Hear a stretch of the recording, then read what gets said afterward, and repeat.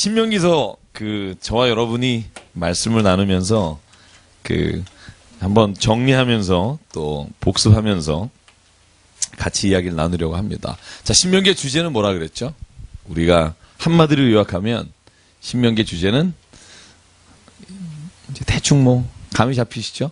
어떤 내용이죠? 신명기는 하여간 모세가 3편의 설교입니다. 그죠? 어떤 사람에게 주는 설교라고 그랬죠?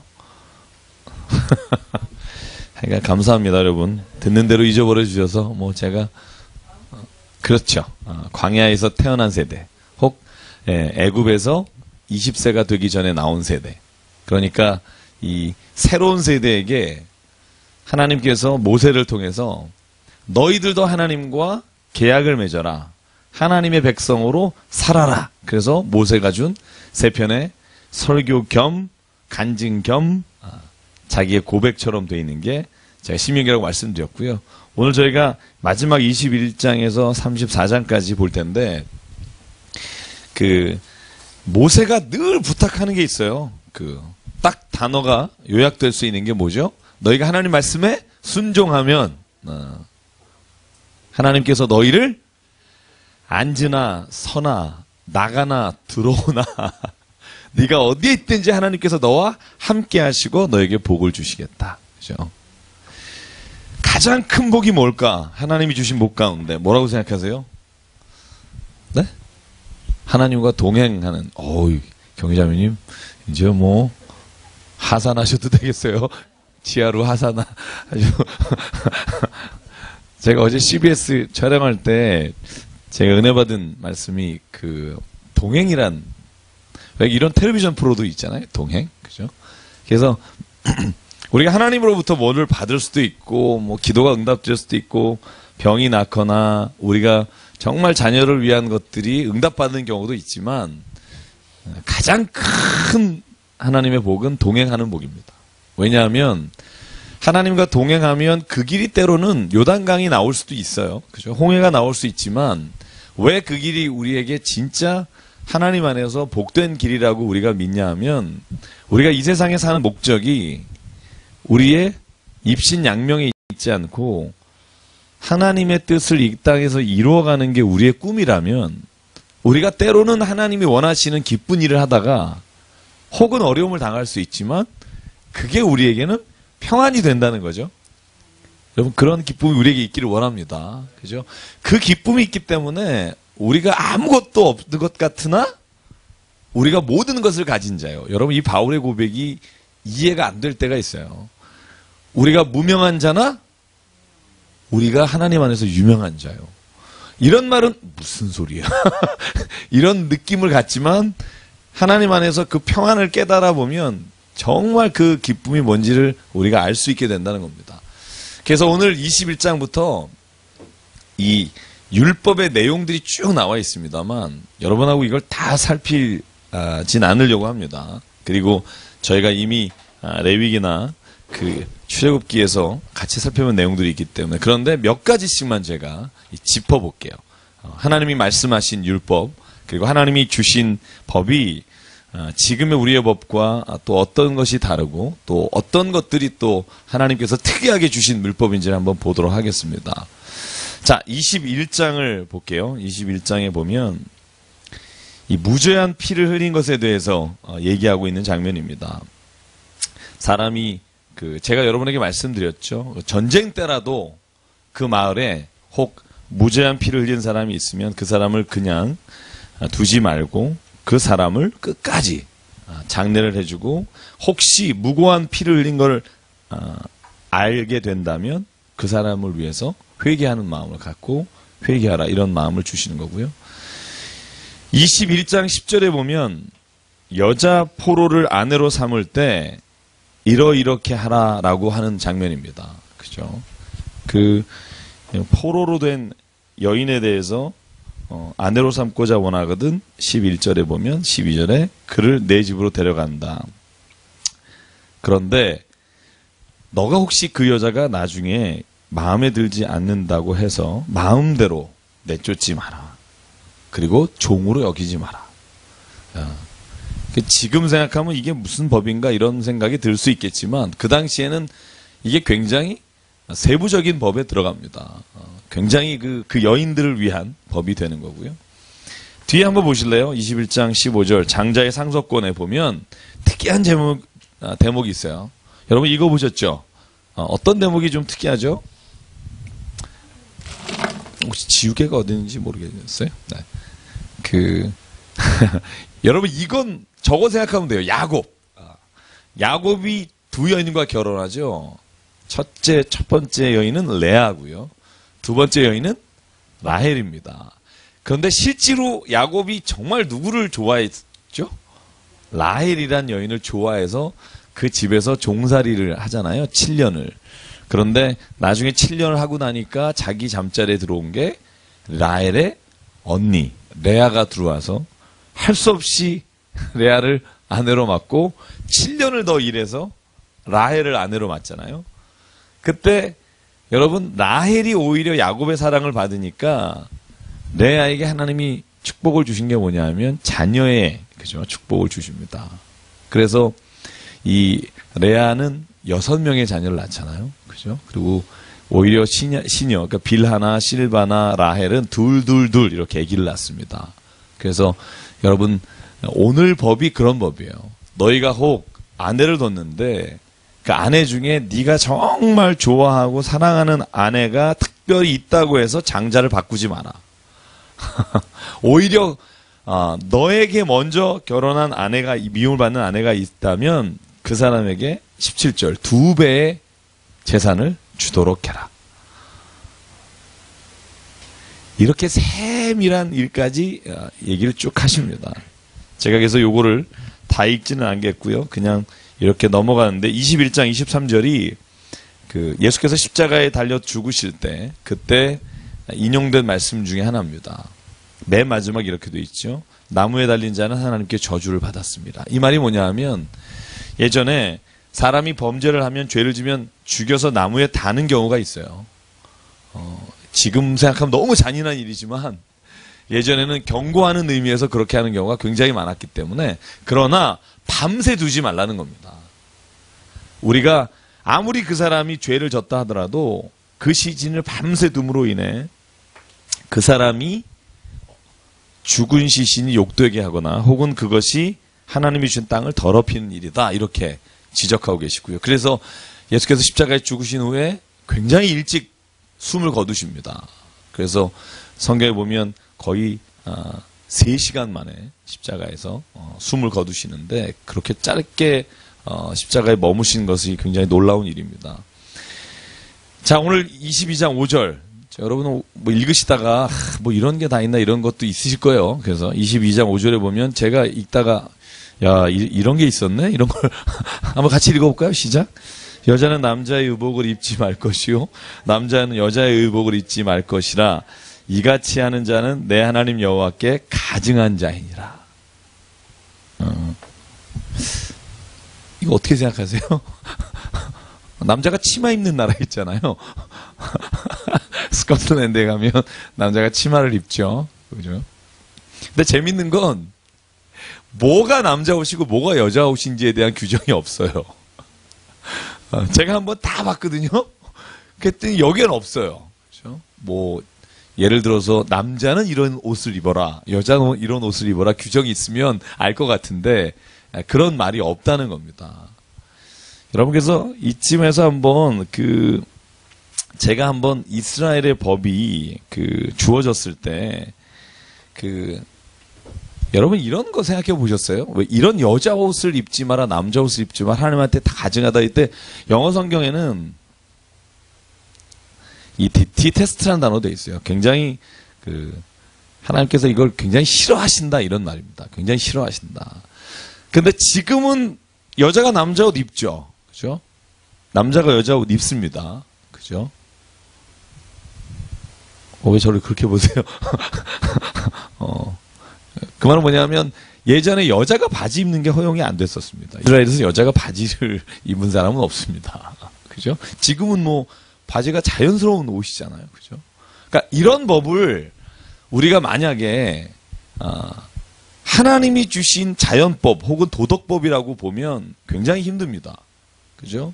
왜냐하면 아니 그러면 지금 왜 이렇게 안 지켜? 이런 사람들이 이제 대부분 보면 이단들이 이런 경우가 많습니다. 그죠? 너희가 왜 돼지고기를 먹냐?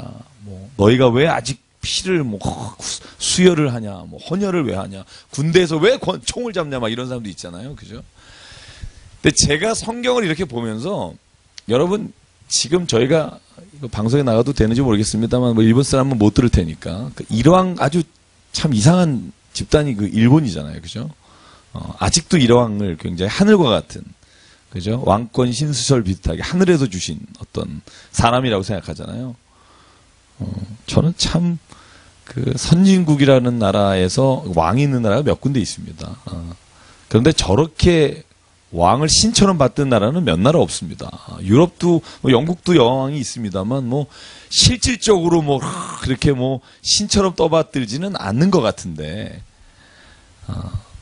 예전에는 그런데요. 우리나라만 해도 왕 그러면 절대 권력을 가지고 있죠. 거의 하나님이 대신 통치한다는 의미를 가지고 있기 때문에. 그런데 지금은 전혀 그렇지 않잖아요. 그죠? 전혀 그런 생각 안 갖고 있잖아요. 뭘 할 수 있냐 하면 하나님이 법을 주실 때 이건 제가 분류한 법이 아니라 토마스 아퀴나스가 분류한 법입니다만 하나님께서 주신 모든 법이 변하지 않을 거다. 이렇게 말하지 않습니다. 그러니까 하나님이 주신 법 가운데 절대적으로 변하지 말아야 되고 어느 문화에서나 그런 것들이 동일한 가치를 가져야 하는 법들을 이것은 뭐 성경에 나와 있는 법은 아니지만 우리가 자연법이라고 그래요. 자연법. 내추럴 로라고 합니다. 모든 사람이 자연스럽게 알게 되는 법이에요. 자연의 이치를 따라 깨닫는 거. 예를 들면 부모에게 효도해야 된다.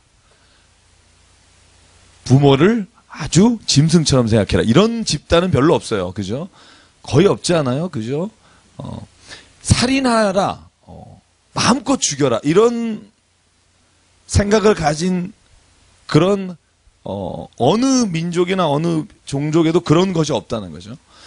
소위 자연적 이치를 따라서 사람이 당연한 도리를 지켜야 되는 것이라고 누구나 생각하는 것. 이거를 자연법이라고 합니다. 대표적인 것을 우리가 십계명이라고 말해요. 이걸 도덕법 혹은 자연법이라 그래요. 이거는 그러니까 문화에 따라서 뭐 여장을 하냐 남장을 하냐 이런 거하고 전혀 상관없어요. 십계명에 그런 거 없잖아요. 너희가 남장을 하면 너희가 죽임을 당할 것이다. 이런 게 그죠? 십계명에 따로 없잖아요. 그런데 예전에 우리가 율법이 주어진 시대에 이 자연법과 함께 주어진 게 있어요. 그게 뭐냐면 우리가 지금으로 말하면 실정법이라고 해요. 여러분 우리가 그 법을 뭐 다 공부하실 필요는 없지만 이 법에 대한 상식을 가지고 있으면 실정법이라는 게 뭐냐 하면 진짜 나라나 한 집단을 통치해 갈 때 필요한 실제적인 법이 실정법이에요. 이게 아마 콩트에 의해서 시작됐을 거예요. 실증주의라는 단어하고 실정법이라는 단어가 같은 뜻을 가지고 있습니다. 그러니까 실제로 우리가 경험하고 다시 그 경험에서 만든 법을 우리가 이성적으로 판단할 수 있는 법을 실정법이라 그래요. 자연법 같은 경우에는 증명할 만한 근거가 우리의 이성적인 거나 관계 안에서 발견하기가 어려워요. 부모를 공경 안 하면 왜 나쁜가 이런 거를 우리가 이성적으로 막 이렇게 따질 수는 있지만 모든 사람이 자연적으로 아는 게 되고 실정법에는 뭐가 있죠? 제일 대표적인 게 재정법이라는 게 있죠. 국가가 헌법을 만들어서 하는 재정법이 있고 또 하나가 뭐가 있죠? 관습법이 있어요. 그 민족과 그 종족, 마을에서 쭉 지켜왔던 거. 여러분 이것도 굉장히 중요한 실정법입니다. 그 다음에 법을 집행할 때 또 하나의 중요한 법이 있죠. 우리가 재판할 때 판례법이 있어요. 판례법이라는 건 우리가 관습법이나 이런 아래에 있는 것이 아니라 이전에 재판에서 뭐라고 판결을 냈는지가 굉장히 중요합니다. 그래서 여러분 그런 거 아세요? 이 법을 좀 공부하다 보면 이 판례 하나가 있느냐 없느냐를 뒤지는 거예요. 그거 하는 게 어떻게 보면 판사나 변호사가 하는 일 중에 가장 큰 임무 중에 하나예요. 내가 맡은 클라이언트나 내가 맡은 법에 예전에 판례 하나만 찾아내면 그걸 근거로 해서 법을 재판을 바꿀 수도 있기 때문에 맨 마지막에 우리가 흔히 네 번째 실정법의 하나가 뭐냐면 조리라고 하는 게 있어요. 조리. 조건의 조자에다가 리 이성의 이자. 그래서 우리가 다 지금 이 네 가지는 잘 모르겠지만 우리가 그냥 상식적으로 인간적으로 이성으로 생각해 봤을 때 라고 법조문에 쓰는 경우가 가끔 있어요. 왜 그런 거 있잖아요. 판결문에 인간으로서 뭐 이런 것들 가끔 달아요. 그죠? 근데 이런 실정법의 특징은 뭐냐면요. 문화에 따라 변합니다. 문화에 따라 변하고요. 각 지역과 나라마다 실정법은 달라요. 미국에 52개 주가 있잖아요. 그죠? 근데 미국의 법은요. 실정법은 주가 결정하게 돼 있어요. 그래서 동성애를 허용하는 주는 허용하고 안 하는 주는 안 하는 거예요. 그죠? 그래서 이 실정법이라고 하는 것 자체가 우리가 자연법과 혼돈하는 경우가 가끔 있는데 성경은 이걸 분리해요. 이걸 섞어놓기도 하지만 이걸 분리할 때가 있다는 거예요. 하나님 앞에서 절대적으로 지켜야 될 법들과 그 다음에 이스라엘이라고 하는 고대 군동이라고 하는 문화 안에서 이루어져야 하는 법들. 그런 법들의 대표적인 게 여러분 우리 고기 먹는 이런 법들이겠죠. 그죠? 그런 법들은 우리에게는 전혀 문제가 안 되잖아요. 지금도 안 되고 앞으로도 안 될 거라고 생각하고요. 그래서 우리가 만약에 성경에 이 율법들을 읽다가 뭐이 그 여자를 무슨 뭐 이렇게 취급을 해 뭐 이런 때 있잖아요. 그죠? 여자분들 그냥 이렇게 생각하시면 될 것 같아요. 그 문화 안에서 그 당시에 주어진 규칙과 법이라고 생각하시면 제가 볼 때 성경을 읽으면서 많은 부분들이 오히려 더 야, 그 당시의 생각치고는 굉장히 발전됐다라고 읽힐 부분도 굉장히 많습니다. 그 당시 고대 운동의 다른 지역보다 이 율법에 있는 내용들이 굉장히 진보적이었던 내용들도 상당히 많다는 거죠. 그래서 여러분 그 대표적인 케이스를 제가 한번 보면 제가 한번 요걸 한번 찾아보실까요? 우리 23장 24절. 아주 굉장히 그 디테일한 것까지 이렇게 쫙 나눠놨어요. 그 중에 이제 제가 여기 읽으려고 하는 건 뭐냐면 이 훔치는 것과 그러니까 남의 물건을 훔치는 것과 남의 물건을 훔치긴 훔쳤으나 훔쳤다고 보기 힘든 거 이런 걸 규정해 놓은 법이에요. 한번 보실래요? 23장 24절. 자, 25절 같이 읽어볼게요. 2절 시작. 내 이웃의 포도원에 들어갈 때에는 마음대로 그 포도를 배불리 먹어도 되느니라. 그러나 그릇에 담지는 말 것이요. 내 이웃의 곡식 밭에 들어갈 때에는 내가 손으로 그 이삭을 따도 되느니라. 그러나 내 이웃의 곡식 밭에 낫을 대지는 말지니라. 그죠? 이 도둑질과 배고플 때 요기하는 거의 차이를 왜 그래서 이스라엘은요. 마지막에 이삭을 다 추수하고 난 다음에 끝에 있는 것들은 낫지를 하지 말고 두어라. 가난한 자가 지나가다가 그 이삭을 먹을 수 있게 해줘라. 이스라엘은 그러니까 이 아주 애매한 경계선을 이렇게 확연하게 구분짓는 아주 재밌는 법이에요. 포도밭에 들어가서 마음대로 먹어라. 그죠? 사람이 먹으면 얼마나 먹겠어요. 최영만 씨 빼고는 들어가서 사람이 먹는 포도가 얼마나 많겠습니까? 그런데 거기를 이따만 그릇을 가져가서 싸지 마라. 그러니까 욕심을 내면 그것이 어떻게 보면 내가 가장 필요한 것으로 내 생명을 유지하는 것 이상의 죄가 된다. 이런 표현들이 있습니다. 그리고 제가 23장 18절을 보면 이건 좀 어떻게 보면 오늘 우리에게 가끔 이런 도전을 주는 말씀인 것 같아요. 제가 23장 18절 읽으면서 한번 같이 읽어볼까요? 시작. 어떤 서원하는 일로든지 내 하나님 여호와의 전에 가져오지 말라. 이들은 다 내 하나님 여호와께 가증한 것임이니라. 아멘.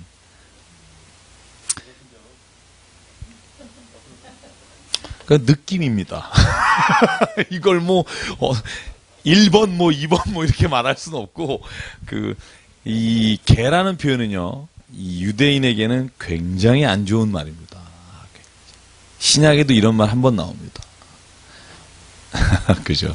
그 개라는 말은 이 뭐 유대 땅에 개가 별로 있지도 않지만 개라는 단어는 굉장히 사람이 천박하고 사람으로서 도저히 하지 못하는 짓을 한 사람을 개라는 표현을 씁니다. 그렇게 그냥 보시면 되지 않을까 싶습니다. 제가 어제 오늘 이렇게 사이트에 들어가서요, 이렇게 좀 봤어요. 뭐 이렇게 기독교에 관한 것들 제가 뭐 자료 좀 찾고 보다가, 근데 어딜 들어갔냐면 이 헌금을 쳤어요. 11조하고. 왜냐면 제가 이제 궁금했던 게 뭐냐면, 여러분도 궁금해야 돼요. 신명기에 보면 이런 게 있잖아요. 레위인이 소득이 없기 때문에 10의 1조를 드리는 거하고, 또 3년에 한 번 11조를 드릴 때 그 11조는 과부와 고아와 가난한 자를 위해서 쓰라.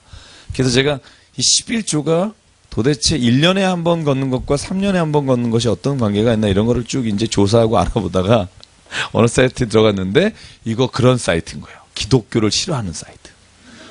거기에 헌금이 쫙 올라 있는데, 제가 민망해가지고 그 밑에 댓글들이 다 그래요. 왜냐면 그런 분들이 모여 계시니까. 뭐, 하나님이 돈을 좋아한다며? 그러면 이제 뭐, 기똥차게 좋아하지. 뭐 이러면서 쭉 단 거예요. 근데 그 중에 제일 마음에 이렇게 굉장히 아프면서 됐던 게, 뭐, 하나님은 하여간 어떻게든 세상에 벌어서 교회만 많이 내면 좋아하는 사람이니까 신경 쓰지 마. 뭐 이런 말이 있는 거예요. 이걸 내가 써줬어요. 거기다. 하나님은 그런 거 안 받는다. 물론 이럴 수 있어요. 우리가 버는 것 중에 행여나 조금 이렇게, 그죠? 옳지 않은 것 아닐까, 이렇게 고민이 되는 것들이 있을 거예요. 저희가 수련회 갔다 와서 제가 다른 데 설교할 때는 이 얘기를 했는데, 교회에서는 안 한 얘기가 하나 있어요. 우리가 고기 먹은 얘기. 돼지고기. 네, 마지막에 저희가 고기 파티를 하는데, 돼지고기를 삼겹살하고 목살하고 샀대요. 그래서 20kg를 막 먹고 구워 먹는데 맛있더라고요. 그래서 삼겹살을 먹었어요. 다 먹었는데, 나머지가 목살 5kg라는데 도저히 목살 같지 않은 거예요. 왜냐면 피가 흥건한 게 빨간색이에요. 목살이 빨간색은 본 적이 없잖아요. 그래서 저 분명히 소고기다. 그랬더니 사온 사람이 아니래요. 절대로. 자기는 삼겹살 15kg하고 목살 5kg를 샀기 때문에, 우리가 보면서, 야, 저거 소고기인데 이 삼겹살로 배부르게 한 다음에 소고기. 그러고선 나중에 이제 그거 탁 뜯었더니, 안심이에요. 소고기 안심.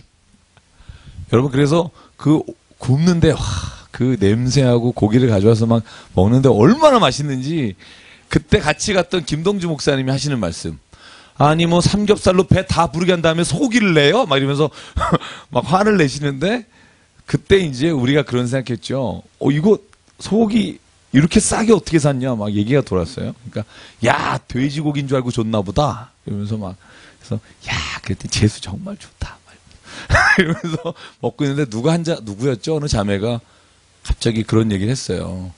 이거 돼지고기 값으로 소고기 가져왔으면, 가서 우리가 잘못 줬다고 소고기 값 줘야 되는 거 아니에요?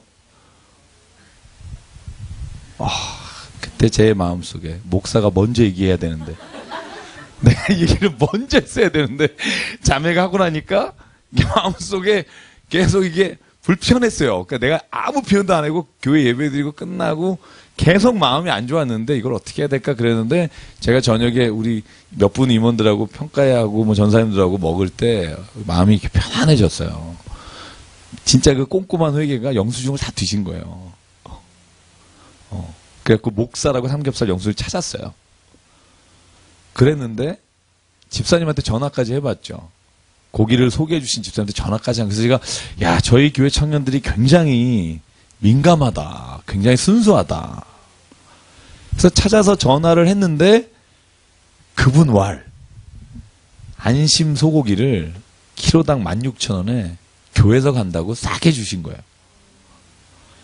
제가 얼마나 마음에 안심이 되는지, 안심 고기 먹고 안심이 딱 되면서, 그래서 제가 무슨 생각을 하냐면, 여기에 나와 있는 게 그런 거잖아요. 창기나 혹은, 그러니까 옳지 않은 더러운 방법. 예를 들면 도둑질하는 거겠죠. 뭐 그런 거. 근데 여러분 그런 거 아세요? 그 몇 교회에서 세금으로 받은 헌금을 돌려주는 일이 있어요. 작년에도 있었고 올해도 있었습니다. 언제인 줄 아십니까? 제가 어느 모 대형 교회에서 올해 초에 국가공정거래위원회인가 국세청에서 이 교회 정식 요청이 왔어요. 돈을 갚으라고. 그게 뭐냐 하면 그 교회 헌금하신 장로님의 돈이 탈세와 이런 그 아주 안 좋은 돈 있죠. 왜 그 돈 세탁한 돈이 어디로 갔나 봤더니 이 감사원금으로 몇 억이 들어간 거예요.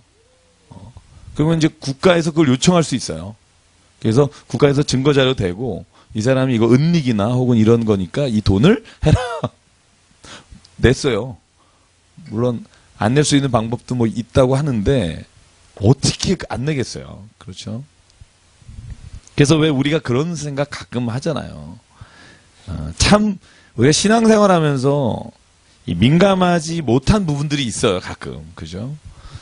근데 저는 그걸 서로 뭐 정죄하고 서로 욕하자 이런 게 아니라 내가 하나님 앞에서 늘 이런 마음을 가지고 사는 모습이 저는 하나님 앞에서 신앙으로 하나님과 가까워지는 길이라고 믿습니다. 왜냐하면 우리가 이런 마음들을 가지고 있어야 되죠. 그러니까 이런 말을 오해하지 마십시오. 이걸 안 지키면 교회 아니고 그리스도인 아니다 이렇게 말할 수가 없는 게 여러분 우리가 알게 모르게 이런 일들이 우리에게서 있어요. 내가 알고도 우리 아까처럼 그냥 목살인 줄 알고 만약에 먹을 수도 있는 거고 근데 그러니까 그런 일을 다 해서 막 이걸 끄집어내라는 의미가 아니라 성경이 무슨 말을 하는 거냐면 우리가 구원을 받았다 할 때 행동으로 받지 않잖아요. 그렇죠? 행위로 말미암지 않으니 어느 누구도 자랑치 못하게 하려 함이라. 만약에 우리가 구원받는 게 행위라면 여기 지금 우리가 이렇게 뻔뻔하게 얼굴 들고 있을 수 없잖아요. 그죠? 동의하십니까? 헌금도 마찬가지고 이 성경에서 말하는 것 그게 뭐냐 하면 그러나 내가 하나님 옳다고 내가 믿습니다. 내가 지금 발견하지 못한 것 혹은 내가 알면서도 짓는 죄가 있습니다만 하나님이 옳으시기 때문에 내가 이 모습이 틀려서 내가 하나님 앞에 회개합니다. 하나님은 그 마음을 받으신다는 겁니다. 왜? 모든 상황을 우리가 계산해서 할 수 없는 일이 얼마나 많은지 몰라요. 예를 들어서 내가 어떻다 받은 그 돈이 5만 원짜리가 어느 블랙 무슨 카지노나 이런 데서 온 돈이 나한테 왔다. 뭐 어떻게 알아요? 그걸. 모르는 게 너무 많은 게 또 은혜일 수 있잖아요. 그래서 하나님 뭘 원하시냐면 돈에 관한 것도 저는 그렇게 생각해요. 내가 하나님 이런 마음으로 하나님 앞에 살아갑니다. 정직과 공의로 내가 하나님의 방법이 옳다고 믿습니다. 내가 만약에 알고 깨닫게 되면 나로 하여금 그 일을 행할 수 있는 믿음을 주십시오. 저는 그것이 오늘 우리에게 주시는 하나님의 법에 주신 힘이 아닌가라는 생각을 하게 돼요. 왜냐하면 이런 논쟁 되게 많이 하거든요. 저희 뭐 윤리 하다 보면 과연 거린에게 지하도에 앉아있는 그 사람에게 돈 1,000원을 주는 것이 옳은 행동인가 안 주는 게 옳은 행동인가 그러면서 또 나와서 발제까지 해요. 돈을 줬을 경우 그래가지고 돈을 줬을 경우 그 사람이 계속 그 일을 다른 곳에 가서 일하지 않고 무의도식은 아니지만 노력은 나름대로 하겠지만 그곳에서 오히려 더 그 사람이 무력하게 살아가도록 돕는 거다. 이런 얘기도 있고요. 아니다. 그래도 우리가 그 순수한 마음을 하나님 보신다. 뭐 이렇게 막 논쟁합니다. 저는 이렇게 생각해요. 정답은 없어요. 예를 들어서 내가 돈을 줬는데 그 사람이 그걸 가지고 힘을 얻어서 조그만 장사를 할 수도 있는 거고 내가 돈을 안 주고 지나갔는데 그 사람이 진짜 힘이 없고 기력이 없어서 굶어 죽을 수도 있는 거고 Who knows? 그냥 우리는 하나님 앞에서 저는 그런 생각해요. 가장 진실하고 내 마음에 하나님이 주신 음성을 따라 행하는 거. 저는 그것이 하나님의 법을 가장 잘 지키면서 살아갈 수 있는 힘이라고 생각합니다. 여러분 뭐 동의하십니까? 저는 그런 생각을 해요. 뭐 여러분 중에는 저 같지 않고 진짜 모든 걸 다 잘 지키시는 분도 있으라고 생각해요. 근데 저는 그게 너무 힘들어요. 생각이 많아서 그런지. 그럴 땐 그냥 하나님이 내게 주신 선한 음성을 따라 행한다. 그리고 그 일을 하나님께서 선한 길로 인도하실 줄 믿는다. 저는 그게 제가 생각하는 우리가 하나님 안에서의 하나님의 뜻을 이루어가는 삶이라고 생각하고요. 자, 성경에 보면 이런 세세한 부분들 하나님이 자세하게 말씀하신 부분이 있다는 거죠. 그래서 헌금에 관한 건 정말 여기에 말씀도 있지만 너희가 너희 형제와 화해하지 않고 싸우고 미워하고 서로 욕하면서 너희가 하나님 앞에 나와서 그것으로 인해 감사하다 혹은 이런 감사연금 하지 마라 하는 말씀들도 있잖아요. 그러니까 늘 그 마음을 가지고 우리가 하나님 앞에 살아가다 하는 걸 같고요. 자, 한번 보시죠. 제가 24장 10절부터 24장 15절 말씀이, 그 위에 이혼증세 관한 말씀도 예수께서 하신 말씀에도 있기 때문에 제가 읽으면서 참, 다시 한번 우리 생각해 봐야겠다 한 장면이에요. 한번 10절부터 15절까지 같이 읽어볼게요. 24장입니다. 시작. 내 이웃에게 무엇을 구워줄 때에 너는 그의 집에 들어가서 전당물을 취하지 말고 너는 밖에 서 있고 내게 꾸는 자가 전당물을 밖으로 가지고 나와서 내게 줄 것이며 가지고 가지 말고 해질 때에 그 전당물을 반드시 돌려줄 것이라. 그리하면 그가 그 옷을 입고 자며 너를 위하여 축복하리니 그 일이 내 하나님 여호와 앞에서 내 공의로움이 되리라. 곤궁하고 빈만한 품꾼은 너희 형제든지 내 땅 성문 안에 우거하는 객이든지 그를 학대하지 말며 그 품삯을 당일에 주고 해진 후까지 미루지 말라. 이는 그가 가난함으로 그 품삯을 간절히 바람이라. 그가 너를 여호와께 호소하지 않게 하라. 그렇지 않으면 그것이 내게 죄가 될 것임이라. 아멘. 저는 이걸 읽고 굉장히 은혜 받은 것 같아요. 은혜라는 표현보단 진짜 이렇게 살아야 되는데 요즘 현대, 기아, 쌍용 이렇게 굉장히 문제가 많잖아요. 죽어가는 사람도 있고 자살하는 사람도 많고. 네.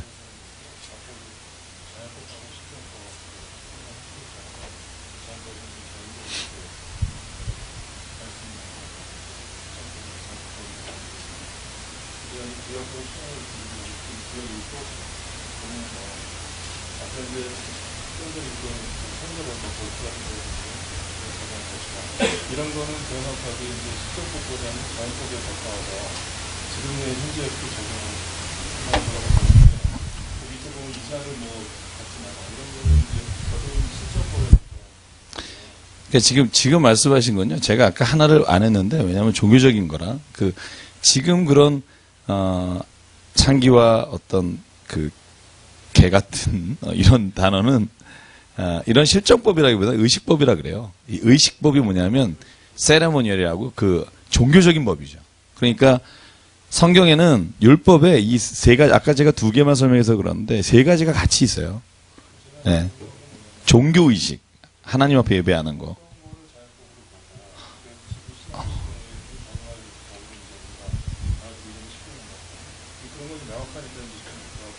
사람 따라 그게 조금 다르게 볼 수 있지 않겠나. 그럼 누구는 이게 자연법이니까 지금 지적을 하지만 이거는 그게 아니라 이거는 실적 법이라고 솔직히 좀 없다고 할 수도 있고 그걸 율법에 있는 내용을 구분하는 게 어떤 율법의 기준이 있는 게 아니기 때문에 그걸 구분하는 거라서 지금 시대에 적용해서 말하는 이게 좀 다를 수 있을 것 같아서 그런 부분이 다르죠. 그러니까 재밌죠.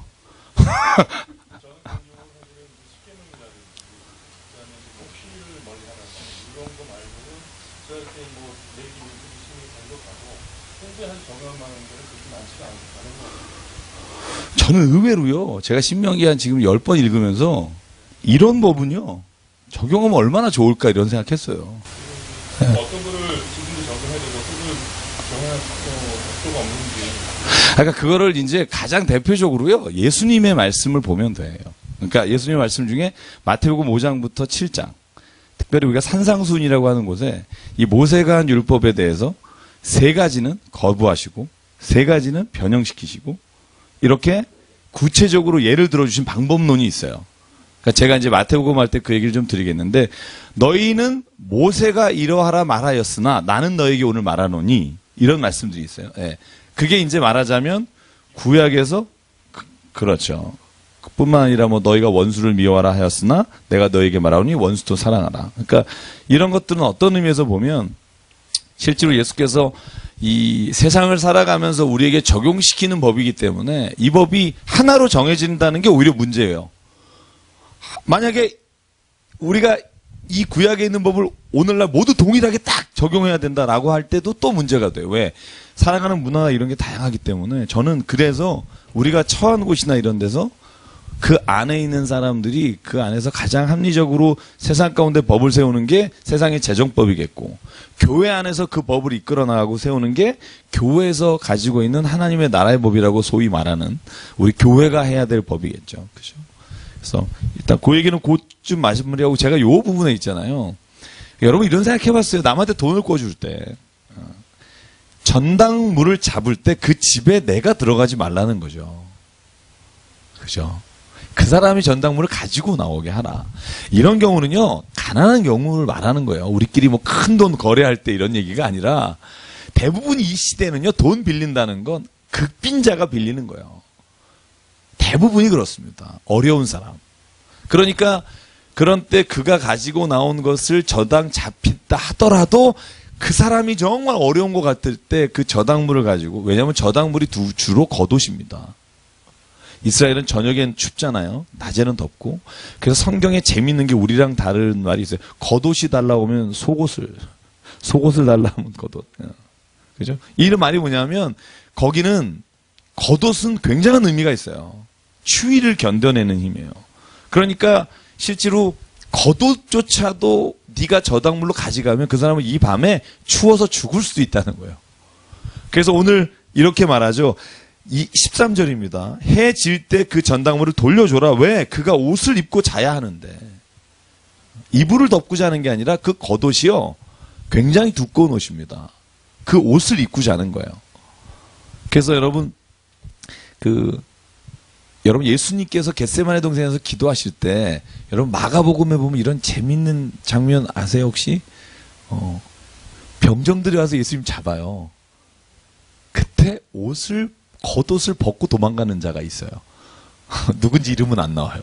그러나 우리 신학자들은 추측하기를 마가라고 생각해요. 왜냐하면 마가가 예수가 자기 집에서, 어머님의 집이죠, 마가의 다락방에서 기도하신 이후에 겟세마네 가실 때 따라갔을 것으로 봐요. 왜냐하면 제자 중에 한 사람은 아니기 때문에. 그런데 그가 그곳에 있다가 병사들이 오니까 자다가 겉옷을 덮고 자는 거예요. 그러다가 병사들이 오니까 겉옷을 내팽개치고 속옷으로 도망가는 거죠. 그러니까 이스라엘에는 이 겉옷의 의미는 그냥 우리가 멋있게 보이는 게 아니라 이 옷 자체가 생존의 수단이에요. 덮고 자는 거예요. 그래서 이런 말이 되게 많이 나와요. 겉옷을 너희가 그에게서 빼서 밤을 지새울 때까지 갖고 있지 마라. 그리고 15절, 품삯을 당일에 줘라. 왜냐하면 그 사람들은 가난함으로 품삯을 간절히 바라기 때문이다. 그래서 제가 요즘 가끔 그런 기도해요. 여러분, 그런 기도 제가 참 이런 기도 할 때 되게 스스로도 혼자서 기도하면서 그런 생각하는데, 주님, 우리나라의 어음이 좀 잘못 활용되지 않게 해달라는 기도를 해요, 저는. 그러니까 어음이 보통 하청업체에게 6개월 이렇게 현금이 있으면서도, 제가 하청업체하고 공사를 한 3-4번 해봤는데요. 정말 너무 힘들어서 죽고 싶은 사람이 참 많더라고요. 우리 전천희 집사님 그런 경우 많죠. 그러니까요. 그러니까 보통 그렇기 때문에 여기 성경이 그런 거예요. 힘들고 가난한 사람에게 품삯을 질질 끌지 말고 먼저 주고, 너희가 다른 일에 할 돈들에 대해서 그것을 나중에 계산하라. 저는 진짜 이 땅이 그렇게 바뀌면 얼마나 좋을까, 혼자 그런 기도를 해요. 네. 그래서 그런 일을 좀 해나갈 수 있는 게 교회였으면 참 좋겠다. 그리고 오늘 16절은 굉장한 말입니다. 왜냐하면 죄는 절대로 대물림 되지 않는다. 그죠? 이 대물림되지 않는다는 의미가 무슨 그 집에 잘못한 것이 그 아래에게 전혀 안 내려간다 이런 말이 아니라 구원에 관한 말인데요. 자, 16절 같이 읽어볼게요. 시작. 아버지는 그 자식들로 말미암아 죽임을 당하지 않을 것이요, 자식들은 그 아버지로 말미암아 죽임을 당하지 않을 것이니 각 사람은 죄악이 죄로 말미암아 죽임을 당할 것이니라. 아멘. 여러분, 저는 이 말을 우리가 굉장히 구원에 대해서, 죄에 대해서 생각할 때 우리가 확신을 가지고 생각해야 된다고. 나는 나의 죄 때문에 죽는 거지, 아버지 죄 때문에 죽는 사람 없습니다. 흔히 우리가 다윗의 죄로 말미암아 아들이 죽었다 이런 것들 보잖아요. 성경에 그런 대목들이 있어요. 그런 대목들이 왜 그렇게 성경에서 나오겠어요? 몇 가지 안 돼요. 특별한 경우라고 그럴 거예요. 저는 그렇게 생각해요. 내가 잘못한 것 때문에 자식이 죄받는다. 여러분 이런 생각 우리가 개인적으로 할 수 있어요. 아, 나 때문에 얘들이 이렇게 고생하고 내가 내 죄가 크지. 그런 고백은 할 수 있어요. 미안하니까. 그런데요. 죄의 대가와 구원에 관한 건 성경은 분명합니다. 너의 죄로 말미암아 너가 구원을 받지 못하는 것이고 너의 죄 때문에 말미암아 너가 그 죄의 대가를 받는 것이지 너의 아버지로 인해서 그러는 게 아니다. 저는 이 말씀을 읽으면서 굉장히 저에게는 아 그렇구나. 그렇지 않은 경우들이 종종 보이는 것 같지만 그게 하나님의 원래 정하신 방법은 아니구나라는 생각을 해요. 두려워하지 마십시오. 그거는 이제 이 구원에 관한 죄가 아니고요. 모든 사람이 죄를 범하게 되는 원초적인 죄를 말하는 것이지 여기서 말하는 건 지금 자기가 개인적으로 행한 죄를 말하기 때문에 원죄의 개념이 아니고요. 여기서 말하는 건 자기 죄로 말미암아 죽임을 당한다 하는 단어는 결국 모든 사람에게 죄의 근거 시작은 아담으로부터 왔지만 그 사람이 죄로 말미암아 죽는 건 개인의 죄 때문이라는 거죠. 그 밑에도요 너무 많습니다. 전 좋은 법이 너무 많아요. 객이나 고아의 송사를 억울하게 하지 마라. 과부의 옷을 전당 잡지 마라. 쭉 읽어보십시오. 읽어보면 진짜 감동이 돼요. 저는 예전에 진짜 이런 법을 제정해 주셨구나. 이걸 왜 우리가 모르고 살까?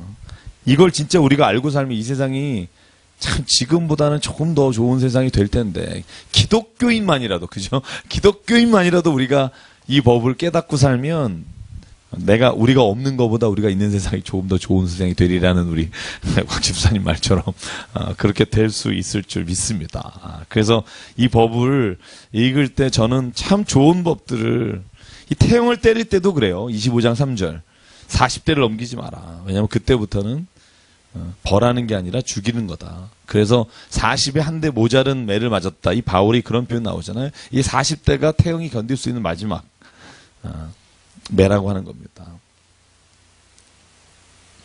자, 이 죽은 형제에 대한 의무 신명기 25장 5절부터는요. 창세기 38장의 이야기 기억나시죠? 유다와 다말 이야기 그죠? 세 아들 엘 그 다음에 오난 그 다음에 셀라 이 이야기가 기억나셔야 되고요. 자, 이제 제가 넘어가겠습니다. 26장. 네. 집에 가서 좀 읽어보십시오. 궁금한 마음으로. 제가 아까 찾아본 게 오늘 26장 12절이에요.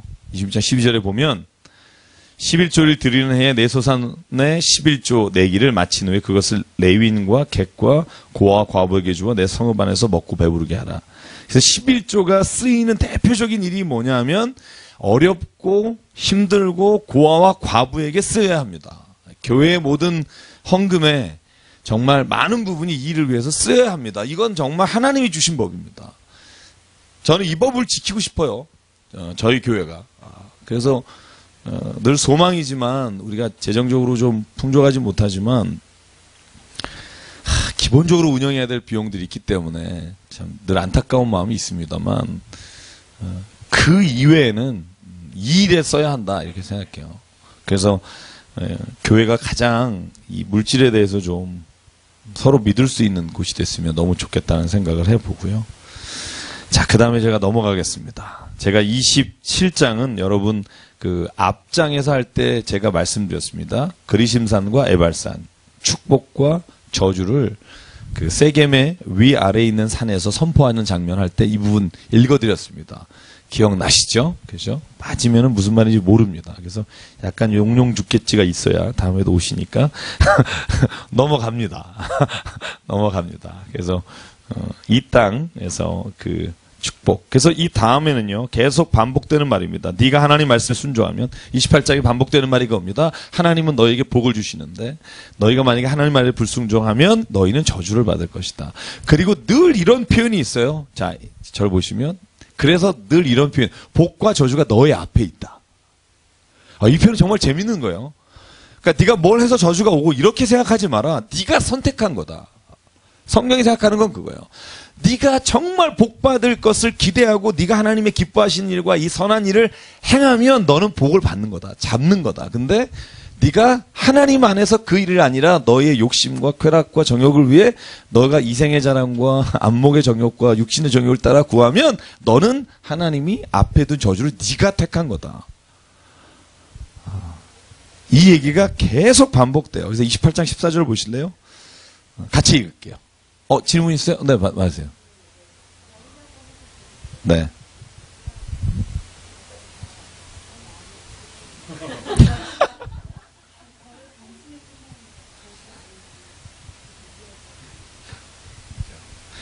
그쪽에 많이 이제 걱정이 되시나 봐요. 그래서. 그러니까 영어로 curse라고 돼 있고요. 그러니까 이제 번역을 이제 저주란 단어를 했는데 원어적으로 보면 그 두 가지가 큰 차이는 없어요. 그러니까 저주를 받는다는 거, 꼭 벌 받는다는 게 왜 아까 하나님 앞에 가증스러운 거다. 이거가 그냥 하나님이 싫어한다라는 단어하고 똑같이 번역할 수 있어요. 근데 번역의 강도를 세게 했겠죠. 왜냐하면 이제 찔리라고 그랬는지 모르겠는데. 근데 저도 이 저주란 단어가 지금 현대인에게는 굉장히 안 좋은 말이잖아요. 어떻게 보면 이 저주란 건 잘못해야 대한 대가를 받는다는 의미보다는 이게 어떻게 보면 내 가족이라든가 어떤 집단적 의미에서의 보다 포괄적 의미를 갖고 있기 때문에 두렵잖아요. 그래서 저도 이 표현을 잘 안 쓰잖아요. 여러분도 아시겠지만 그냥 벌을 받는다. 근데 아마 성경의 저자는, 그러니까 저자가 아니라 번역하는 분들은 아마 이 부분에 대해서 좀 강력한, 그리고 복의 반대말이 주로 이제 저주란 말을 쓰죠. 그러다 보니까 우리가 반대 개념으로 우리나라에서 말을 찾은 거죠. 복이란 개념도요, 우리가 생각하는 복하고 원래 유대인이 생각하는 복이 좀 다른 거 아시죠? 복이라는 개념이 달라요. 우리는 샤머니즘이잖아요. 복 그러면 일단 막 빌어서 이제 확 오는 거 생각하잖아요. 그래서 우리는 기도도 보통 그쪽으로 가서 하잖아요. 비나이다, 비나이다 했던 게 교회 와서도 이제 비나이다, 비나이다. 여기는 이제 선지님께 비나이다, 예수님께 비나이다. 그런 분들이 되게 처음에는 다 그렇죠. 뭐. 근데 우리가 성경을 깊게 알고 나면 우리가 비나이다, 비나이다 했던 것과 예수께서 우리에게 주시는 복이 참 다르구나. 뭘 보면 알 수 있어요? 마태복음 5장. Blessed are who. 그죠? 어떤 사람이 복이 있느냐? 애통하는 자가 복이 있나니. 그죠? 저는 이제 이런 단어가 나오면 좋겠죠. 로또를 사는 자가 복이 있나니. 그가 당첨될 것이요. 뭐 이렇게 한 8가지만 나오면 야, 교회 다니는 참 이런 기분이 좋다 이럴 텐데 거기 나오는 자가 뭐예요? 의에 줄이고 목마른 자는 복이 있나니. 이게 무슨 복이야. 이렇게 우리가 화가 나잖아요. 근데 예수님이 말하는 복은, 그렇죠, 우리가 진짜 불의를 보고 마음이 아프고 애통하는 거. 가난한 자는, 그죠, 가난한 자는 복이 있다. 가난한 게 뭐가 복이야. 근데 마음이 가난하고 우리가 가난한 것을 내가 당연하게 생각하는 것, 이 가난한 마음을 가지고 살게 해달라는 그것이 또 하나님 보시기에는 교만이라는 단어와 비교했을 때 우리가 굉장히 하나님이 좋아하시는 단어. 그래서 우리의 모든 축복과 저주라는 단어를 우리가 보게 될 때요, 이 단어에 너무 제가 볼 때 가족의 개념 아니면 가게 흐르는 뭐를 끊어라 뭐 이런 단어 굉장히 무서운 단어예요. 그 이단이 됐습니다. 여러분, 제가 여담으로 말하면 가게에 흐르는 저주를 끊어라 이런 집단이 이단이 있어요. 제가 사랑하는 친구가 그 이단에게 아내를 뺏겼는데 그 집단이 그런 것들이에요. 가게에 흐르는 저주를 끊어라. 그래서 모든 관계를 끊고 우리끼리 사는 거예요. 그런 이단들이 많아요. 속지 마십시오. 성경을 다 인용해요. 이런 단어들. 그러니까 세상에 하나님은요, 모든 관계를 끊고 저주를 당하지 않기 위해서 모여 살아라 이렇게 말씀하신 적이 없어요.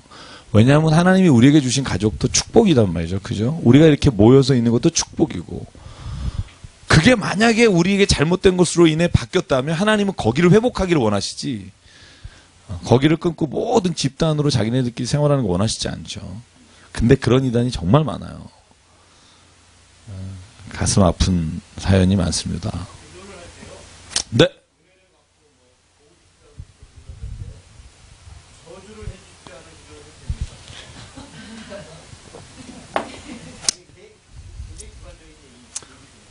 저도 집사님 마음은 알 것 같아요. 마음은 막 알 것 같은데 성경은 원수를 위해 복을 빌라. 참 이게 이를 넘기고 싶죠. 막 근데 성경에 그런 말씀이 있거든요. 근데 저는 오히려 그 역설이라고 생각해요. 로마서에 바울이 말한 것 중에 너희가 악을 행하는 자에게 악으로 악을 갚지 마라. 왜냐하면 악으로 악을 갚아서 그가 악을 경험하면 괜찮은데 악으로 악을 갚을 때 대부분 내가 악하게만 되고 결과는 장담 못하는 경우가 참 많죠. 그래서 로마서 이렇게 말합니다. 너가 원수를 갚으려고 하지 말고 하나님께 그 원수를 맡기라. 그런 의미에서 집사님이 말하는 부분에서 일견 동의하고 하나님도 그것에 대해서 저주란 단어를 쓰지 않았지만 다윗이 이렇게 말합니다. 시편에서 탄원시라고 말하죠. 하나님 어느 때까지입니까? 저 악한 자가 이 땅에서 착한 자를 억울하게 만드는 게 어느 때까지이십니까? 하나님 언제까지 참으시겠습니까? 하나님이 일하소서. 이거는 기도가 돼요. 그거는 탄원시편이에요. 그런데 그의 아들을 죽여주시고 뭐 이렇게 자세하게 이 저주의 항목을 하는 건 이제 그때부터는 이제 말하자면 하나님께 탄원하기보다 이제 내 미움과 저주가 내 한이 되는 거죠. 하나님은 그건 하지 말라고. 왜냐하면 그건 너를 위해서. 그 악이 우리에게 오잖아요. 악한 마음을 가지면. 그래서 저는 그런 생각해요. Let him go. 도저히 그 문제가 해결이 안 되면 그냥 그 사람을 가게 두는 게 가장 좋은 방법이라고 생각해요. 하여간 집사님 무슨 일인지 모르지만 마음에 옵니다. 오고요. 네, 네. 그래서 29장까지가 너희가 복을 받으려면 하나님 말씀에 순종해라. 그렇지 않으면 너희가 복이 아니라 벌을 받는다. 이렇게 말을 하죠. 자, 28장 55절 여기 57절까지가요. 굉장히 비극적인 상황이 나와요. 너희가 하나님 앞에 죄를 범하면 이 지경까지 간다의 최악인 것 같아요. 정말 이거 보면서 마음 아픈. 자, 어느 정도인지 참 여자분이 읽기는 굉장히 힘들어서 저 혼자 읽을게요. 자기가 먹는 그 자녀의 살을 그중 누구에게든지 주지 아니하니니 이는 내 적군이 내 모든 성읍을 에워싸고 맹렬히 너를 쳐서 곤란하게 하므로 아무것도 남은 것이 없는 까닭이며 너희 중에 온유하고 연약한 부녀 곧 온유하고 연약하여 자기 발바닥으로 땅을 밟아보지 아니하던 자라도 자기 품의 남편과 자기 자녀를 미운 눈으로 바라보며 자기 다리에서 나온 태와 자기가 낳은 자식을 남몰래 먹으리니 이는 내 적군이 내 생명을 에워싸고 맹렬히 쳐서 곤란하게 하므로 아무것도 얻지 못합니다. 그러니까 인간이 죄를 짐으로 말미암아 가장 비극적 상황은 사람이 사람을 먹는. 근데 이게요 예레미야 39장과 예레미야 에가서 4장에 똑같이 일어나요. 언제? BC 586년. 그죠? 이 586년 여러분 제가 요건 기억하시라고 말씀드렸습니다. 이게 언제죠? BC 586년이 남유다가 멸망한 날입니다. 남유다가 어떻게 멸망하죠? 북이스라엘이 아시리아에게 722년에 BC에 멸망당하고 한 160년을 버팁니다만 바벨로니아가 아시리아를 물리치고 세계의 대제국이 되잖아요. 그래서 지금의 이란이나 이라크 지역 이쪽에 바벨로니아 지역에 바벨론이 예전에 고대 바벨론은 아니죠. 그 바벨론이 다시 국가를 이루어서 다시 아시리아를 점령하고 남유다를 점령할 때 그때가 이스라엘의 왕이 시드기야예요. 시드기야가 여러분 이 느부갓네살 왕이라고 하는 바벨로니아의 왕이 쳐들어와서 눈을 뽑아요. 그죠? 사랑하는 아들이 죽는 장면을 보고 눈을 뽑아요. 그리고 나서 다시 침공했을 때 이 성에 예루살렘 성을요. 시드기야 9년부터 11년 한 1년 8개월을요. 예루살렘 성을 공격도 안 하고 포위만 해요.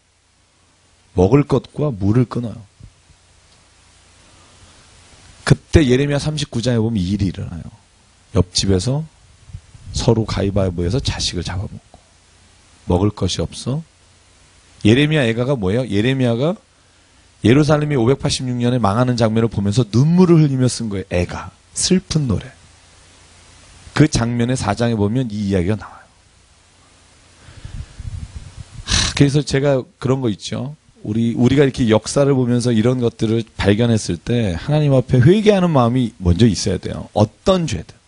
성경은 말해요. 어느 나라도 운이 없어서가 아니라 하나님 앞에 죄를 범하는 경우에 하나님께서 이런 일을 일어나게 하신다. 이게 성경을 읽는 여러 가지 방법 중에 신학적으로 혹은 하나님이 세상을 이끌어 가시는 눈으로 보는 관점이 이런 관점이에요. 로마의 멸망, 그죠? 이런 폼페이의 그 대지진이 일어나면서, 그죠? 로마가 멸망하게 된 것을 우리는 역사적으로 이렇게 볼 수 있어요. 로마에 어떤 역사적인 일이 있었으니까. 근데 성경은 말해요. 그들이 범죄함으로 하나님께서 다른 민족을 통해 그 민족을 벌하셨습니다. 이게 성경에 나오는 역사를 읽는 방법 중에 하나예요. 그 안에 있는 소소한 내용이 참 많겠죠. 그래서 이 이야기를 보면서 진짜 그런 생각을 하게 돼요. 우리 인생에 이런 두려운 일들이 일어나지 않기를 원합니다. 이런 것뿐만 아니라 정말 우리가 실수하고 잘못하는 것으로 인해, 제가 지난주에 어떤 분이 상담할 때 이런 거 물어보더라고요. 목사님, 죄를 지면 내가 회개해서 용서를 받았는데 그러면 또 죄 짓고 또 용서받고 또 죄 짓고 또 용서받고 이런 반복적인 일을 계속 하지 않느냐. 성경이 이렇게 말해요. 죄 짓고 하나님께 회개하면 용서해 주세요. 100번이면 100번, 10,000번이면 10,000번. 성경이 이렇게 말해요. 네가 한 행위에 대해서 네가 회개하면 다 용서해 준다. 근데 성경은 하나님이 그 죄를 기억하시지 않고 너희를 구원해 주시겠다는 말씀으로 사용하셨지, 죄의 결과에 대해서는 내가 책임을 져야 됩니다. 그게 성경이 말하는 거예요. 그러니까 하나님은 구원 안 하시겠다 이런 말씀은 성경 안에서 안 하십니다. 구원하겠다. 너가 100번이면 내가 용서해 준다. 근데 내가 죄로 인해서 이루어지는 결과에 대해서 있죠. 여기에는 뭐가 있어요? 부끄러움을 당할 수도 있겠죠. 그죠? 아주 그냥 망신당하는 수도 있겠고, 물질적으로 다 잃어버릴 수도 있겠고, 자식에게 무슨 일이 일어날 수 있겠고, 이 죄의 결과에 대해서는요, 내가 하나님 앞에서 책임이 아니라 세상에서 책임을 지게 된다. 그래서 우리가 죄를 멀리 하라는 거죠. 하나님이 구원 안 하실까봐 이런 걱정이 아니라 세상에서 죄의 결과로 인해서 내게 일어나는 일들을 보라는 거예요. 누굴 통해? 성경의 사람을 통해. 다윗도 부끄러움을 당했고 아브라함도 부끄러움을 당했고, 그들이 구원 못 받았느냐? 아니에요. 하나님은 그들을 사랑하시고 여전히 동행하셨고 죽는 순간까지 인도하셨습니다. 그런데 그들이 죄로 말미암아 얼마나 많은 고통을 당하는지를 보라는 거예요. 그러니까 그걸 보면서 내가 하나님 앞에서 이런 죄의 결과들로 인해 당하는 고난들을 내가 당하지 않겠습니다. 그게 저는 믿는 사람들이 가지고 세상을 살아갈 때 주시는 가장 큰 은혜라고 생각합니다. 죄의 결과들이 있잖아요. 그걸 안고 살아가야 되잖아요. 그걸 하나님은 말하는 거죠. 내가 너를 구원하지 않지는 않겠으나 이 죄의 결과들에 대해서는 우리가 책임져야 합니다. 앉을 수 있으면 얼마나 좋을까 이런 생각하지 말라는 거죠. 그건 하나님이 해주는 게 아니라 세상에서 너희가 감당해야 될 부분이라고 저는 성경을 읽습니다. 자, 29장 1절. 자, 끝내겠습니다. 여기서 호렙에서 이스라엘 자손과 세우신 언약 나오죠? 그죠? 반응 좀 보여주세요. 그죠? 나오죠? 그 다음에 모세에게 명령하여 모압 땅에서 그들과 세우신 언약. 그죠? 이 두 가지가 나오죠? 이게 뭘까? 자, 호렙에서 세운 언약은 뭐죠? 모세가 호렙산에 올라가서, 여러분 호렙산과 시내산은 같은 산이라고 말씀드렸죠? 그죠?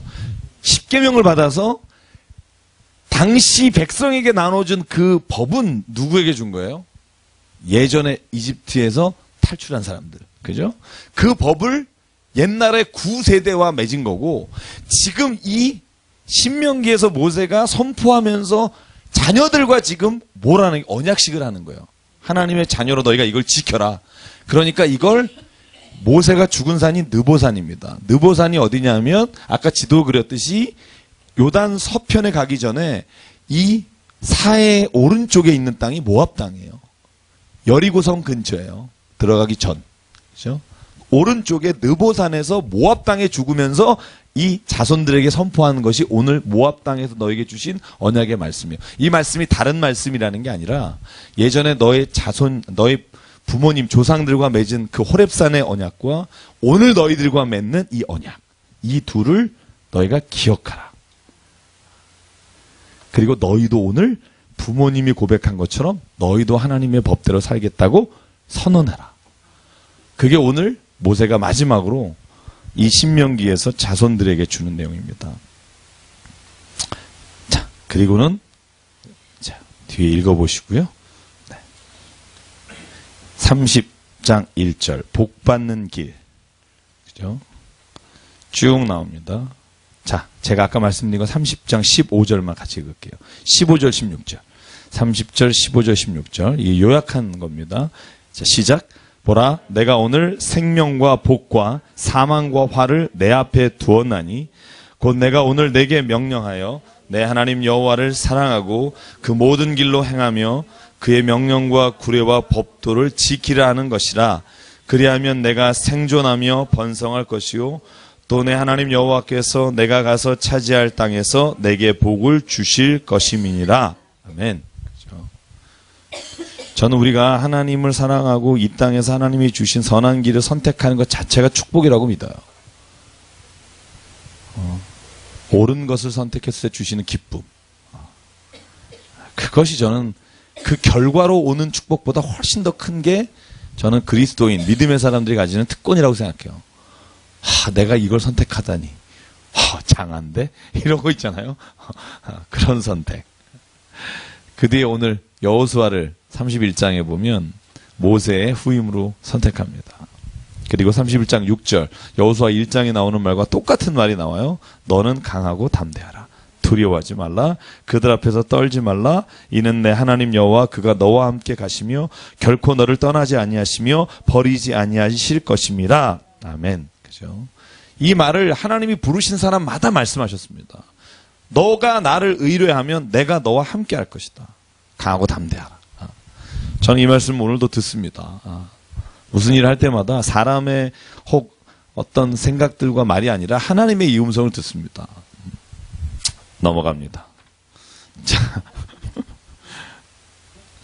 저는 신명기 31장 32장은요. 잘 보시면 모세의 노래입니다. 모세가 작곡한 노래. 하나님이 노래를 작곡하라고 시켜요. 이 31장 19절 보실래요? 그러므로 이제 너희는 이 노래를 써서 이스라엘 자손들에게 가르쳐 그들의 입으로 부르게 하여 이 노래로 나를 위하여 이스라엘 자손들에게 증거가 되게 하라. 그리고 하나님이 노래를 만들라고 말해요. 31장 22절 같이 읽죠. 시작. 그러므로 모세가 그날 이 노래를 써서 이스라엘 자손들에게 가르쳤더라. 그죠? 모세는 작곡가였습니다. 그 노래가 32장 1절부터 43절이에요. 그 노래의 가사만 남아있어요. 어떻게 불렀는지는 몰라요. 여러분이 한번 작곡해 보세요. 근데 가사가 너무 어려워요. 제가 이거 보면서 한번 해볼까 하다가 포기했어요. 너무 어려워요. 너무 어려워. 근데 어쨌든 자 32장 15절 보실래요? 자 여러분 이제 질문이 있으셔야 되는데 15절에 보면 여러분 여수룬이라는 단어가 나오죠. 여수룬이 뭘까요? 여러분 들은 적 있죠? 여수룬. 그렇죠. 거기 각주가 있나요? 아니, 너무 빨리 나와서. 그 어려운 말이거든요. 근데 여러분 이러는 거 알죠? 여수룬이라는 말은요, 이스라엘이란 뜻이에요. 이스라엘. 이스라엘이라는 말을 명예롭게 일컬을 때 여수룬이라고 써요. 33장 5절에도 나옵니다. 여수룬아. 그러면 이스라엘아 하는 건데 이스라엘아 중에 이스라엘이 명예롭고 복될 때 부르는 게 여수룬 이런. 그래서 의로운 자들아, 올바른 자들아라고 이스라엘을 애칭해서 부를 때 여수룬이라고 부릅니다. 그래서 여기 여수룬이라는 단어가 2번 나오는데요. 그래서 32장은 모세의 노래입니다. 모세의 시편 제가 말씀드렸죠. 몇 편이죠? 모세의 시가 시편 90편. 홍해를 건넌 다음에 모세가 부른 찬가가 창세기 15장에 나오는데 15장에 나오는 이야기가 시편 90편이에요. 시편 90편이 묘세의 시 이렇게 나와요. 모세의 시. 유일한 모세의 시. 그리고 오늘 32장은 모세의 노래. 그렇죠? 한번 불러보십시오. 우리 전종훈 집사님 작곡해 주시면 나중에 저희가 한번. 자, 32장 49절. 드디어 어느 산에 올라갑니까? 느보산에 올라갑니다. 형 아론은 호르산에서 죽습니다. 호르산은 어디라고 제가 금요철야 때 말씀드렸습니다. 3주 전에 금요 기도회 때 제가 가데스 바네아를 설교했고요. 그때 가데스 바네아 옆에 있는 게 호르산. 아론이 죽은 산. 그죠? 가데스 바네아는요, 오아시스가 4개가 있는 아주 풍족한 땅입니다. 그곳에서 미리암도 죽고, 그리고 이 아론도 죽습니다. 그런데 모압 땅에서 모세는 죽는 겁니다. 어디를 보면서? 가나안 땅을 바라보면서. 왜 그랬느냐? 오늘 성경에 나옵니다. 51절. 네가 무리바에서 나를 이름을 거룩하게 하지 않았다. 제가 여러 번 말씀드렸으니까 넘어가고요. 자, 33장. 다 왔습니다. 이제 끝. 33장. 자, 보십시오. 모세가 축복해요. 이제 12지파를. 여러분 항상 아버지가 자식을 축복하잖아요. 그게 아브라함부터 쭉 내려온 족보잖아요. 그죠? 그게 그래서 아브라함이 이삭을 축복하고, 그죠? 그리고 이스마엘도 축복합니다. 그죠? 이삭이 또 그 자식 야곱과 에서를 축복하죠. 그때 이렇게 뒤바꾸어서 하는 게 야곱이죠. 야곱이 12아들을 축복하죠. 그죠? 그런데 오늘 모세는 12지파를 축복해요. 원래 12지파는 야곱의 아들들이잖아요. 그 우두머리 되는 것이. 근데 지파를 축복합니다. 그중에 여러분 읽다 보면 한 지파가 빠졌습니다. 집에서 읽어오셨죠? 누구죠? 제가 지지난주에 설명하다가 얘기를 했습니다. 여기 땅에 12지파가 땅을 분배받는데 유다 옆에 있는 여기는 나중에 흡수가 됩니다. 라고 말씀을 드렸어요. 누구죠? 시몬입니다. 오, 시몬이 안 나와요. 그죠? 시몬이 이 축복에 빠져 있습니다. 장자임에도 불구하고. 그죠? 왜 빠졌는가? 2가지 이유가 있다고 우리가 성경에서 말을 하는데, 첫째는요, 유대 지파와 함께 거주하면서 유다 지파와 시몬 지파가 하나가 됩니다. 그래서 나중에 보면 북 10지파, 남 하나로 유다 지파라고만 되어 있죠. 그러나 시몬이 그냥 그 안에 흡수가 되어 있습니다. 정확하게 지명을 보면 땅 분배받을 때 유다의 땅들은 자세하게 나와 있는데 시몬 땅은 유다 땅 안에 속해 있어요. 두 번째, 야곱이 축복할 때요, 12아들 중에 시몬을 축복하는 장면이 창세기 49장에 나옵니다.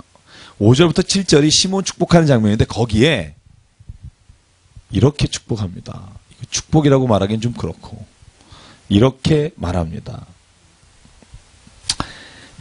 너희가 칼로 다른 사람을 피를 흘렸기 때문에 저주를 받을 것이다. 너희는 이스라엘 중에서 흩어질 것이다. 이게 야곱이 자기 아들에게 한 이야기고요. 시몬이 민수기에서 2번 계수할 때는 이름이 나와요. 그리고 몇만 명이 다 나오는데 여기서부터는 이제 시몬의 지파에 대한 이야기가 없어집니다. 그래서 저는 이렇게 가끔 보면 참 성경에서 이 한 사람 한 사람 한 사람 혹은 한 지파 이런 이야기를 읽으면서 저는 저의 이야기를 읽어가는데요. 가끔 이 아버지의 말씀, 아버지의 축복과 아버지의 이런 것들이 참 중요하다 이런 생각을 했어요. 저는 그래서 제가 이제 아버지잖아요. 그래서 이 아버지의 말 한마디, 또 아버지가 생각하고 있는 이것들이 참 자녀에게는 큰 영향력을 끼칠 수 있겠다. 특히 이제 아버지뿐 아니라 부모의 말 한마디, 부모가 가지고 있는 생각들이 당연한 거겠지만, 그래서 저와 여러분이 좀 그 부분에 대해서 더 깊게 생각하고 자녀를 늘 우리가 만날 때마다 참 축복해줬으면 좋겠어요. 볼 때마다 축복해주고 안아주고. 제가 늘 말씀드린 거지만 자녀는 우리의 말을 듣고 행동하지 않고 자녀는 우리를 바라보면서 행동한다. 그게 성경이 말하는 겁니다. 그러니까 우리가 아이들을 어떻게 하면 잘 가르칠까 생각하지 말고 아이들 앞에서 어떻게 하면 잘 살까를 고민해야지만 자녀가 바르게 큰다고 저는 믿고요. 그래서 늘 그런 일이 우리에게 되기를 바랍니다. 그래서 오늘 34장, 오늘 모세가 죽는 모습으로 오늘 이 대단원의 신명기가 끝납니다. 이 모세의 설교를 통해서 저희도 감동을 받고 저희가 자녀들에게 어떤 설교를 남길 건지 한번 깊이 생각하는 이 저녁이 되기를 주님의 이름으로 간절히 바랍니다. 우리 잠깐 우리가 이 시간 한번 기도할까요? 네. 제가 우리 반주자 오실 때까지 33장 29절 제가 좋아하는 본문인데요. 성경에 유일한 단어가 나옵니다. 유일한 단어. 물론 영어 성경에는 이 단어가 특별히 구분되어 있지 않지만 29절만 읽고 마칠게요. 33장 29절. 자, 시작. 이스라엘이여 너는 행복한 사람이로다. 여호와의 구원을 너같이 얻은 백성이 누구냐? 그는 너를 돕는 방패시요 내 영광의 칼이시로다.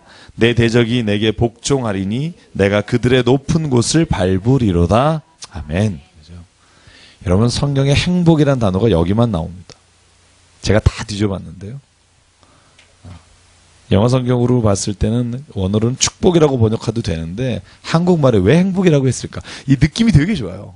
이스라엘아 너는 행복한 사람이다. 오늘 한번 자기에게 한번 얘기해 볼까요? 자기 이름을 넣어서 기철아 너는 행복한 사람이다. 한번 더 볼까요? 시작. 기철아 너는 행복한 사람이다. 말한 대로 될 줄 믿습니다. 기도할게요. 잠깐 같이 기도하겠습니다.